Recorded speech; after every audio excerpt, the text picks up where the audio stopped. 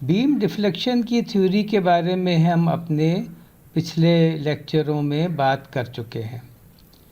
अब हम कुछ प्रॉब्लम सॉल्व करेंगे।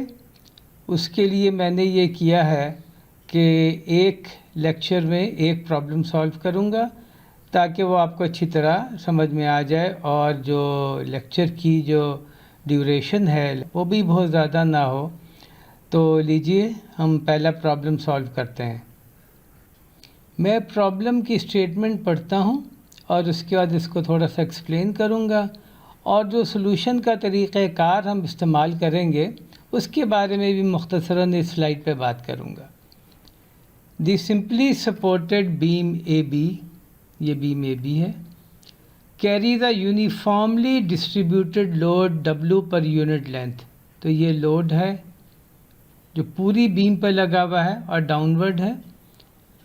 सी फिगर बिलो, ये फिगर आपके सामने है, बीम की लंबाई L है। Determine the equation of the elastic curve, ये पहली चीज़ है कि हमने इक्वेशन ऑफ इलास्टिक कर्व निकालनी है। And maximum deflection of the beam, कि बीम की मैक्सिमम डिफ्लेक्शन क्या होगी। हम यहीं पर कह सकते हैं कि बीम की जो मैक्सिमम डिफ्लेक्शन है वो बीम के सेंटर पर होगी। इतनी इंजीनियरिंग इंट्यूशन हमें है। तो सॉल्यूशन स्ट्रेटजी हम क्या इस्तेमाल करेंगे, तो हम देखते हैं कि बीम में एक ही सेक्शन है, तो ये प्रॉब्लम को थोड़ा सा ये बात आसान कर देती है। तो right moment function for the beam, हम मोमेंट फंक्शन लिखेंगे बीम का और उसके बाद उसको 2 दफ़ा इंटीग्रेट करेंगे ताकि हमें वाई एक्स यानी कि इक्वेशन ऑफ इलास्टिक कर्व मिल जाए। और उसके बाद हम बाउंड्री कंडीशन लगाएंगे ताकि जो हमें कांस्टेंट ऑफ इंटीग्रेशन जो कि यहाँ से आएंगे वो भी हम उनकी वैल्यू दुरुस्त तरीके से हम निकाल सकें। अब हम सॉल्यूशन शुरू करते हैं इस प्रॉब्लम का। तो सबसे पहले ये है कि हमने एक्सटर्नल रिएक्शन निकालने हैं बीम पर, तो वो हमने निकाल लिए हैं और पॉइंट ए पर और पॉइंट बी पर जो एक्सटर्नल रिएक्शन होंगे वो बराबर होंगे और उनकी वैल्यू होगी WL/2। तो उसके बाद यहाँ से हम किसी भी जगह से बीम को काटेंगे हाइपोथेटिकली और उसका फ्री बॉडी डायग्राम बना के और हम मोमेंट इक्वेशन लिखेंगे। तो हमने लेट से यहाँ से काटा, उसका नाम पॉइंट O रख दिया। पॉइंट O से हमने बीम को काटा, लेफ़्ट वाला पार्ट रख लिया, राइट वाला पार्ट जो है वो उसकी जगह ये VX और MX हमने लगा लिया और हमने देखा ये डिस्टेंस जो है वो X है, ये फोर्स WL/2 है, ये डिस्ट्रीब्यूटेड फोर्स W है जो कि लंबाई X पर लगी हुई है। और इसको अगर हम एक सिंगल फोर्स से हम रिप्लेस करेंगे तो वो ये होगी और वो होगी WX और ये डिस्टेंस इस फोर्स का पॉइंट O से डिस्टेंस X/2 है। तो हम जब मोमेंट की इक्विलिब्रियम पॉइंट O पे लें तो हम डायरेक्टली MX पता कर सकते हैं। तो वो हम करते हैं। तो हम पॉइंट O पर मोमेंट लेके उसको 0 के बराबर रखेंगे। तो एक तो ये मोमेंट M की कंट्रीब्यूशन आएगी, ये है। फिर जो है ये WX फोर्स जो है उसका मोमेंट आर्म X/2 है, तो WX इंटू X/2 होगा। और इसकी डायरेक्शन चूँकि एक ही है यानी कि काउंटर क्लॉकवाइज, तो ये दोनों पॉजिटिव हैं। और ये WL/2 है जो इसका मोमेंट आर्म है वो X है, तो WL/2 इंटू X ये तीसरी मोमेंट होगी, मगर ये चूँकि क्लॉकवाइज है तो ये माइनस होगी और इन तीनों का सम जो है वो 0 होगा। तो यहाँ से हम डायरेक्टली सॉल्व कर सकते हैं कि MX = half WLX minus half WX²। ये हमारा मोमेंट फंक्शन आ गया। तो अब जब मोमेंट फंक्शन हमें आ गया तो हम अपनी गवर्निंग डिफरेंशियल इक्वेशन भी लिख सकते हैं और वो होगी EId²y/dx² MX और MX क्या है, half WLX minus half WX²। तो चलिए अब हम इंटीग्रेट करते हैं 2 दफ़ा। ये हमारी इक्वेशन है, इसको हमने एक दफ़ा इंटीग्रेट किया तो ये पहली टर्म इंटीग्रेट होके -1/6 WX³ हो गई। दूसरी टर्म इंटीग्रेट होके +1/4 WLX² हो गई और साथ में एक कांस्टेंट ऑफ इंटीग्रेशन इंट्रोड्यूस हो गया। एक दफ़ा और जब हमने इसको इंटीग्रेट किया तो EIy as a function of x और ये y है जो हमने निकालना है। इस टर्म को इंटीग्रेट किया तो आया -1/24 इसको इंटीग्रेट किया तो आया +1/12 इसको इंटीग्रेट किया तो आया C1x और एक टर्म C2 भी हमारे पास आ गई। यानी कि अब हमें C1 और C2 ये दो चीज़ें हमने निकालनी हैं और उसके लिए हम इस बीम की बाउंड्री कंडीशन इस्तेमाल करेंगे। तो बाउंड्री कंडीशन क्या होंगी कि ये यहाँ पर x = 0 है, यहाँ पर y भी 0 होगा। ये सिंपली सपोर्ट बाउंड्री कंडीशन है। पॉइंट B पर x की वैल्यू L है और यहाँ पर y दोबारा फिर 0 हो जाएगा। तो ये हम बाउंड्री कंडीशन देखें, अगर हम इसको लिखें तो ये इस तरह लिखा जाएगा कि y of 0 = 0 and y of L = 0। पहली बाउंड्री कंडीशन हम लगाते हैं तो ये 0 हो गया, तो पूरी टर्म 0 हो गई, EIYX ये 0 हो गया। इधर हम जब x = 0 रखें तो ये टर्म 0 हो गई, इधर जब हम x = 0 रखें तो ये टर्म भी 0 हो गई, इधर x = 0 रखें तो ये टर्म भी 0 हो गई, ये नॉन ज़ीरो टर्म बची। अभी नॉन ज़ीरो है क्योंकि ये कांस्टेंट है, तो हमने इसको लिखा 0 = 0 + 0 + 0 = C2, यानी कि C2 भी 0 है। तो आप C2 से जान छुड़ा सकते हैं। दूसरी बाउंड्री कंडीशन है y of L = 0। तो यहाँ से x की जगह L रखा इधर, तो पहली टर्म हो गई -1/24 यहाँ पर जो है x की जगह L रखा तो ये दूसरी टर्म हो गई +1/12 × L3, फिर C1L आखिरी टर्म हो गई और C2 तो पहले ही 0 हो गया है।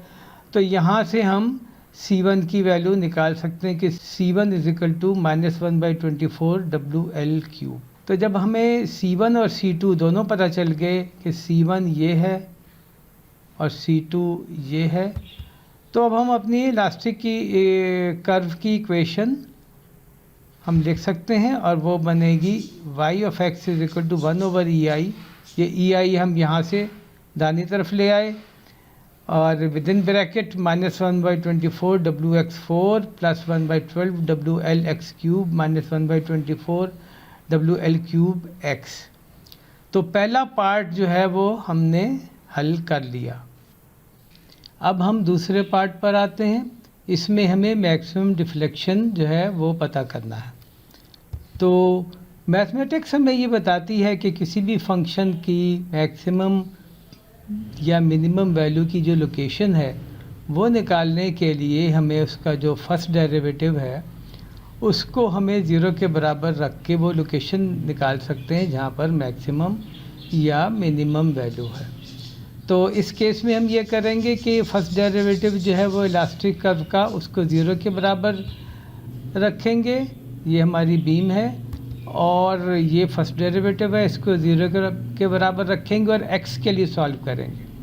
तो हमें x की वो वैल्यू पता चल जाएगी जहाँ पर डिफ्लेक्शन है वो मैक्सिमम है।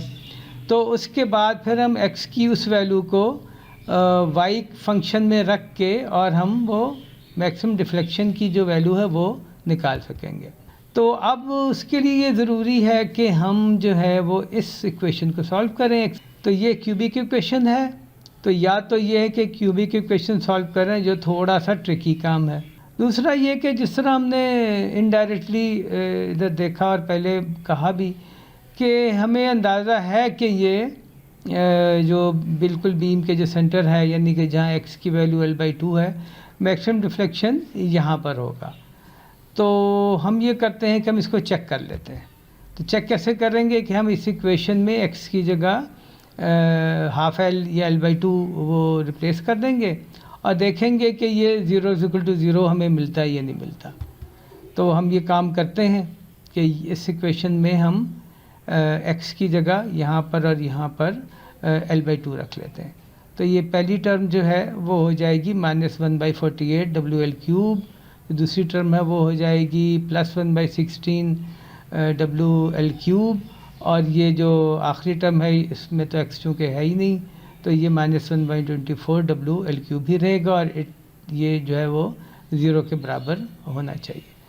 तो यहाँ से हम WL3 कॉमन ले लेते हैं और अंदर फिर ब्रैकेट के अंदर -1/48 +1/16 -1/24 ये रह जाएगा और इसको अगर हम कॉमन डिनोमिनेटर 48 लेके अगर करें तो -1 + 3 -2 यानी कि टॉप पे न्यूमरेटर में ये 0 हो जाएगा, तो 0 = 0। तो अब यहाँ से आप x = L/2 लें और इसको आप जो है y वाले में रख दें कि y की क्या वैल्यू है, तो y मैक्स वो होगा। तो y max = y@x = L/2 और जो हमारी पूरा इलास्टिक कर्व का फंक्शन था उसमें हर जगह जहाँ पे भी x है वहाँ L/2 रखें, तो ये पहली टर्म बन जाएगी -1/24 w L/2 raised to power 4 + 1/12 w L/2 raised to power 3 -1/24 WL³ into L/2। और जब हम इसको सिंप्लीफाई करेंगे तो ये बन जाएगा y max = माइनस यानी कि डाउनवर्ड, माइनस का मतलब डाउनवर्ड है, 5 WL raised to power 4 WL4 over 384 EI। तो ये हमारा मैक्सिमम डिफ्लेक्शन की वैल्यू भी हमें पता चल गई। बीम डिज़ाइनिंग या बीम एनालिसिस के लिहाज से ये ज़्यादा ज़रूरी है कि हमें ये पता हो कि मैक्सिमम वैल्यू कितनी है, बजाय इसके कि यहाँ पर क्या है या यहाँ पे क्या है। प्रॉब्लम तो हमने अपना सॉल्व कर लिया, लेकिन थ्योरी में हमने देखा था कि हम इस तरह के प्रॉब्लम को लोड फंक्शन को 4 दफ़ा इंटीग्रेट करके भी सॉल्व कर सकते हैं। तो चलिए हम इस प्रॉब्लम का भी इस तनाजुर में देखते हैं।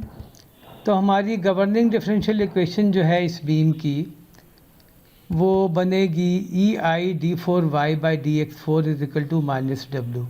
ये माइनस इसलिए है कि ये डिस्ट्रीब्यूटेड लोड जो है और यूनिफॉर्मली डिस्ट्रीब्यूटेड लोड जो है वो डाउनवर्ड है। एक दफ़ा इंटीग्रेट किया, लेफ़्ट साइड पर हमें मिला EI d3y/dx³ जो कि हमें पता है Vx है, और राइट साइड पर हमें मिला -wx + c1। एक दफ़ा और हमने इंटीग्रेट किया तो लेफ़्ट साइड पर मिला EI d2y/dx² जो कि होता है mx, और राइट साइड पर हमें मिला -12 wx² यहाँ से प्लस c1x यहाँ से प्लस c2 यानी कि एक और कांस्टेंट ऑफ इंटीग्रेशन जो है वो आ गया। तो अब जो है हम यहाँ पर हम चाहें तो c1 और c2 की वैल्यू बाउंड्री कंडीशन से लगा सकते हैं। तो बाउंड्री कंडीशन हमारी या तो शेयर पे लगेंगी या मोमेंट पे लगेंगी, क्योंकि y और dy/dx अभी तक हमें मालूम नहीं है। तो बाउंड्री कंडीशन को अगर हम देखें सिंपली सपोर्ट के केस में हमें पता है कि पॉइंट A पर और पॉइंट B पर यानी कि x = 0 और x = L पर मोमेंट जो है वो 0 है, जिसका मतलब हुआ कि EI d2y/dx² 0 है और यहाँ पर भी EI d2y/dx² 0 है।